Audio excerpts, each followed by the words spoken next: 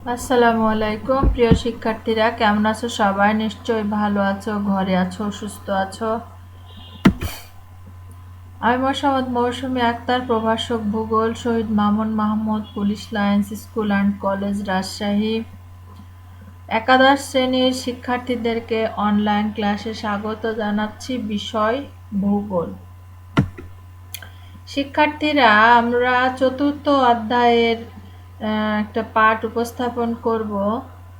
দেখো, তোমরা এই ছবিগুলো দেখে কি বুঝতে পারছো? ছবিগুলো দেখে আমরা বুঝতে পারছি কি যে এটা হচ্ছে বায়ুমণ্ডল, তাই না?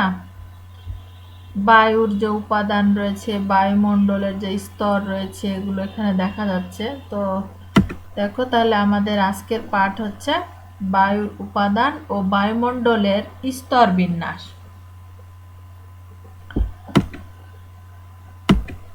এখান থেকে শিখন ফল দেখো যে বায়ুর উপাদানগুলোর নাম বলতে পারবে তোমরা, বায়ুমণ্ডলের স্তরগুলো চিহ্নিত করতে পারবে, বায়ুমণ্ডলের স্তরগুলোর বৈশিষ্ট্য বর্ণনা করতে পারবে, বায়ুমণ্ডলের বিভিন্ন স্তরের গুরুত্ব তোমরা লিখতে পারবে।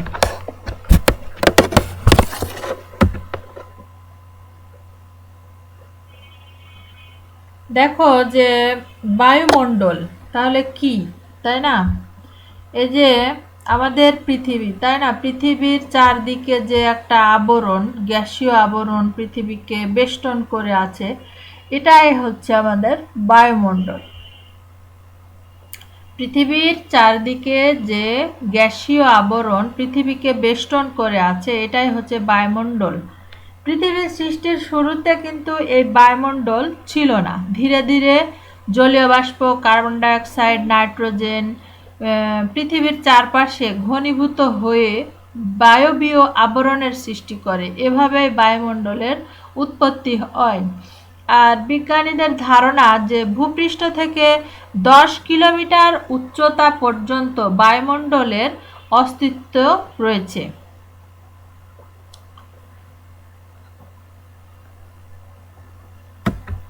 শিক্ষার্থীরা, এরপরে দেখো যে বায়ুমণ্ডলের বিভিন্ন উপাদান। বায়ুর উপাদান, বায়ুমণ্ডলের বিভিন্ন উপাদানগুলোর মধ্যে nitrogen, oxygen, carbon dioxide, argon, helium, methane এগুলো হচ্ছে প্রধান। তবে পৃথিবীর বায়ুমণ্ডলে নাইট্রোজেনের পরিমাণ সবচেয়ে বেশি। অক্সিজেনের উপস্থিতি পৃথিবীতে প্রাণের সঞ্চারের সহায়তা করেছে। তারপরে জলীয় বাষ্প পৃথিবীর আবহাওয়া জলবায়ুতে উল্লেখযোগ্য ভূমিকা পালন করে। তো বায়ুর উপাদানগুলোর মধ্যে সবচেয়ে বেশি রয়েছে কোন উপাদানটা? নাইট্রোজেন। আর নাইট্রোজেন এটা একটা সক্রিয় গ্যাস। নাইট্রোজেন বিদ্যুৎ চমকানোর মাধ্যমে মৃত্তিকায় প্রবেশ করে। এই গ্যাসটা, এই গ্যাস জীবের প্রোটিন জাতীয় খাদ্য প্রস্তুতে সাহায্য করে। আর উদ্ভিদের বৃদ্ধির জন্য প্রয়োজনীয় উপাদানও এই গ্যাসে রয়েছে। এরপর অক্সিজেন, অক্সিজেনের গুরুত্বটা কি? অক্সিজেন হচ্ছে প্রাণীর শ্বাস গ্রহণ ও প্রাণীদেহের শক্তি ও উত্তাপ বৃদ্ধির কাজে ব্যবহৃত হয়। আর বায়ুমণ্ডলে এই অক্সিজেনের পরিমাণ হচ্ছে 20.71%। এরপরে কার্বন ডাইঅক্সাইড, কার্বন ডাইঅক্সাইডের পরিমাণ সামান্য হলেও এর বৃদ্ধি জীবজগতের জীবন ধারণে হুমকির সৃষ্টি করে থাকে। কার্বন ডাইঅক্সাইড তাপ শোষণ করে এবং এ গ্যাসের পরিমাণ বায়ুতে বৃদ্ধি পেলে ভূপৃষ্ঠের যে নিকটবর্তী বাতাস, সেই বাতাসের উত্তাপটা বৃদ্ধি পায়। এরপর হচ্ছে ওজোন গ্যাস রয়েছে কিছু। এই ওজোন গ্যাসটা সূর্য থেকে আসা অতিবেগুনি রশ্মি শোষণ করে নেয়। তারপরে ধূলিকণা রয়েছে এবং অন্যান্য আরো অনেক গ্যাস রয়েছে। শিক্ষার্থীরা, তাহলে বায়ুমণ্ডলের উপাদানের দেখো একটা পাই চিত্র আমরা এখানে দেখানোর চেষ্টা করেছি। এটা হচ্ছে নাইট্রোজেন, পুরা 78.08%, মানে বেশিরভাগ অংশটাই হচ্ছে নাইট্রোজেন। তারপরে এটা হচ্ছে অক্সিজেন আর অন্যান্য গ্যাস মিলে এই অংশটা হচ্ছে অন্যান্য গ্যাস।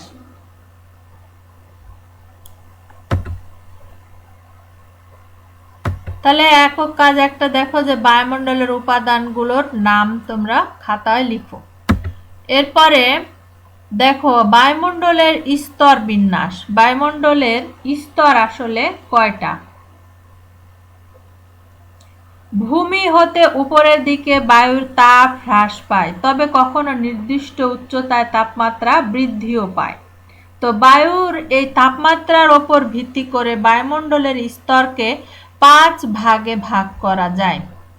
বায়ুমণ্ডলের এই স্তরকে 5 ভাগে ভাগ করা যায়। একটা হচ্ছে ট্রপোমণ্ডল বা ট্রপোস্ফিয়ার, তারপরে স্ট্র্যাটোমণ্ডল বা স্ট্র্যাটোস্ফিয়ার, তারপরে হচ্ছে মেসোস্ফিয়ার মেসোস্ফিয়ার বা মেসোমণ্ডল, তারপরে হচ্ছে তাপমণ্ডল বা থার্মোস্ফিয়ার, এরপরে হচ্ছে এক্সোমণ্ডল বা এক্সোস্ফিয়ার।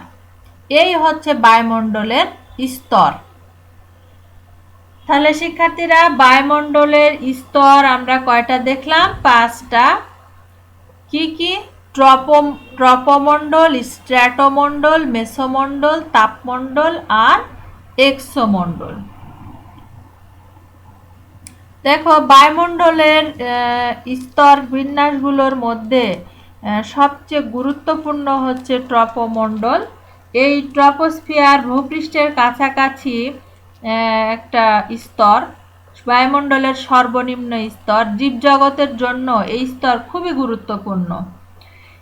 মেরুর কাছাকাছি এই স্তরের গভীরতা 9 কিলোমিটার এবং নিরক্ষীয় এলাকায় এর পরিমাণ হচ্ছে 17 কিলোমিটার। গড়ে এর গভীরতা 12 কিলোমিটার। এই স্তরের বায়ুর ঘনত্ব অনেক বেশি।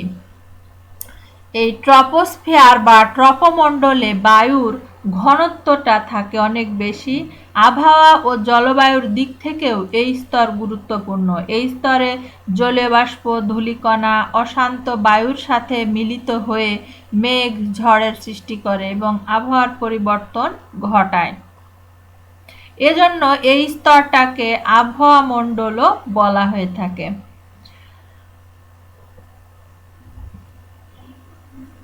এর পরবর্তী স্তর ট্রপোস্ফিয়ার বা ট্রপোস্ফিয়ারের পরের স্তরটা হচ্ছে স্ট্র্যাটোস্ফিয়ার। শিক্ষার্থীরা, তাহলে আমরা ট্রপোস্ফিয়ারের বৈশিষ্ট্য কি পেলাম? যে এই স্তর ওপরের দিকে বায়ু সবসময় ওঠানামা করে। এই স্তরের নিচের দিকে বাতাসে জলীয় বাষ্প থাকে আর আবহাওয়া জলবায়ুর যাবতীয় প্রক্রিয়া এ অংশেই সংঘটিত হয়। তারপরে এই স্তরে উচ্চতা বৃদ্ধির সাথে সাথে বাতাসের গতিবেগটাও বৃদ্ধি পায়। এই স্তরে প্রতি কিলোমিটার উচ্চতায় বৃদ্ধির সাথে তাপমাত্রা 6.4 ডিগ্রি সেলসিয়াস হারে হ্রাস পায়।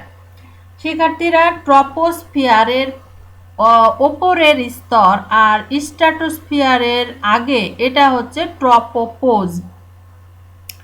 প্রত্যেক ট্রপোস্ফিয়ারের শেষ সীমাকে তাহলে আমরা বলবো হচ্ছে ট্রপোপোজ। ট্রপোপোজ স্ট্র্যাটোস্ফিয়ারকে ট্রপোস্ফিয়ার থেকে পৃথক করেছে। এরপরে দেখো স্ট্র্যাটোস্ফিয়ার বা স্ট্র্যাটোমণ্ডল। বায়ুমণ্ডলের দ্বিতীয় স্তরটি হলো স্ট্র্যাটোস্ফিয়ার। এই স্তরে সীমা ওপরের দিকে 50 কিলোমিটার পর্যন্ত বিস্তৃত। আর ট্রপোপোজ থেকে উপরের দিকে 20 কিলোমিটার পর্যন্ত বায়ুমণ্ডলের তাপমাত্রা প্রায় একই থাকে। আর এই 20 কিলোমিটারের পরে তাপমাত্রাটা ধীরে ধীরে বাড়তে থাকে। ভূপৃষ্ঠ থেকে ওপরের দিকে তাহলে প্রায় 50 কিলোমিটার পর্যন্ত তাপমাত্রার এই বৃদ্ধির হারটা অব্যাহত থাকে। স্ট্র্যাটোস্ফিয়ার স্তরে ওজোন গ্যাসের স্তর বিদ্যমান থাকে। এই স্ট্র্যাটোস্ফিয়ার অঞ্চলে একটা ওজোন গ্যাসের স্তর বিদ্যমান থাকে।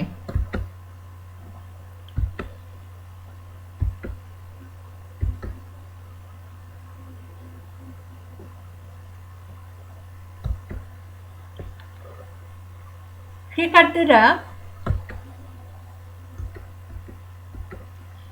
এই যে দেখছো যে কুয়াশা, মেঘ, ঘূর্ণিঝড়, এগুলো কিন্তু সব হচ্ছে ট্রপোমণ্ডলের মধ্যে পড়ে। তারপরে স্ট্র্যাটোস্ফিয়ার, দেখো স্ট্র্যাটোস্ফিয়ারের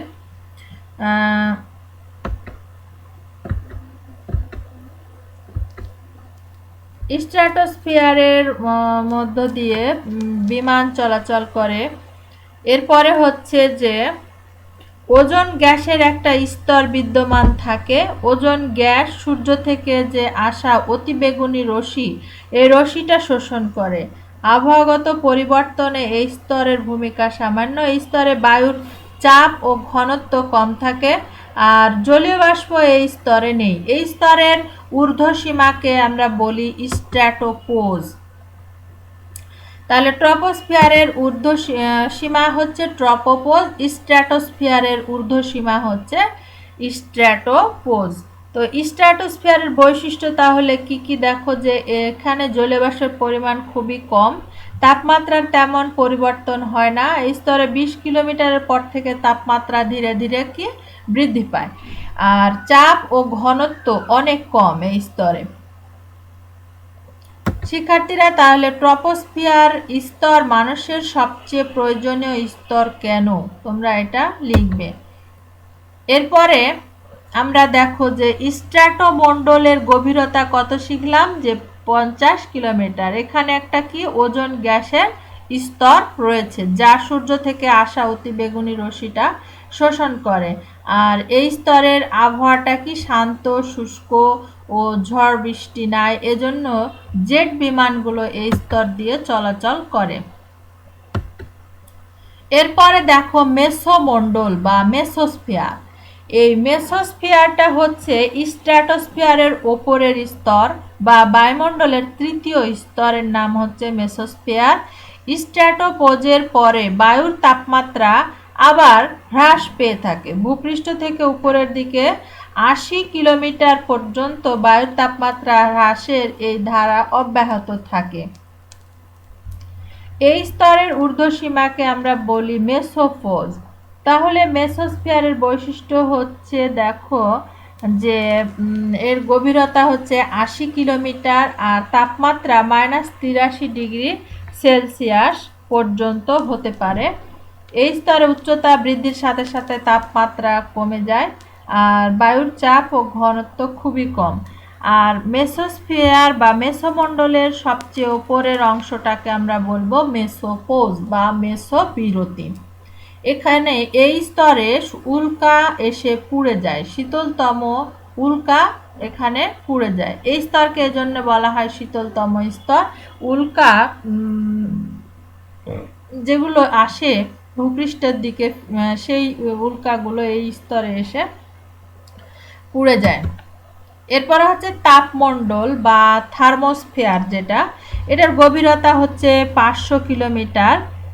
এই তাপমণ্ডলে কিন্তু বায়ু আয়নযুক্ত হয়। এই স্তরে বেতার তরঙ্গ বাধা পেয়ে ভূপৃষ্ঠে ফিরে আসে।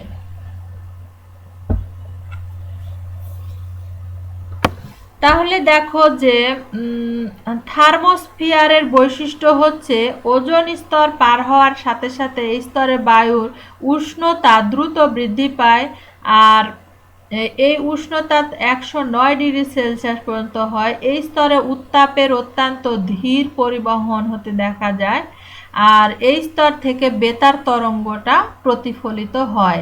এই স্তরে এসে বায়ু আয়নযুক্ত হয়। ইলেকট্রন ঋণাত্মক বৈশিষ্ট্য সম্পন্ন, আর প্রোটন হচ্ছে ধনাত্মক বৈশিষ্ট্য সম্পন্ন। এই যে আয়ন, এই আয়নগুলা বায়ু এখানে এসে আয়ন প্রাপ্ত হয়, ইলেকট্রন প্রোটন এগুলো সৃষ্টি হয়। এরপরে দেখো এক্সোমণ্ডল। এই এক্সোমণ্ডলের গভীরতা প্রায় 960 কিলোমিটার। তাপমাত্রা এখানে 300 থেকে 1650 ডিগ্রি সেলসিয়াস পর্যন্ত হয়ে থাকে। এরপরের যে অংশটা সেটাই হচ্ছে আমাদের মহাকাশ। তো এক্সোস্ফিয়ারের বৈশিষ্ট্য হচ্ছে এই স্তরে উত্তাপ অনেক বেশি, ঘনত্ব বা স্তরের ঘনত্বটা অনেক কম, সূক্ষ্ম অণুপরমাণু পৃথিবীর মাধ্যাকর্ষণ ক্ষেত্র থেকে বেরিয়ে যায়, চুম্বক ক্ষেত্রের মধ্যে আবদ্ধ থাকে। স্থূল যে অণু কণা পৃথিবীর চুম্বক ক্ষেত্রের মধ্যে আবদ্ধ থাকে।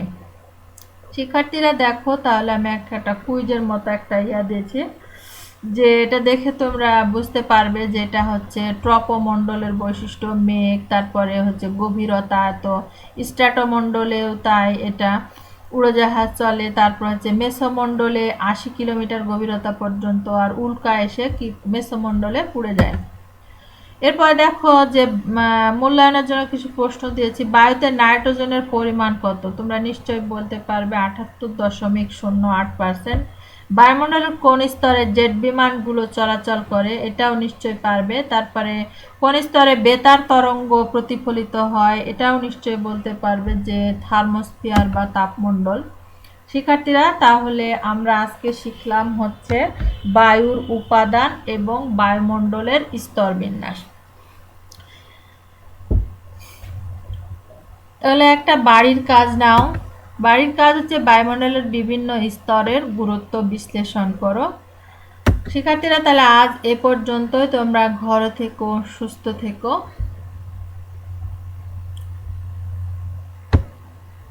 নিরাপদে থেকো। আল্লাহ হাফেজ।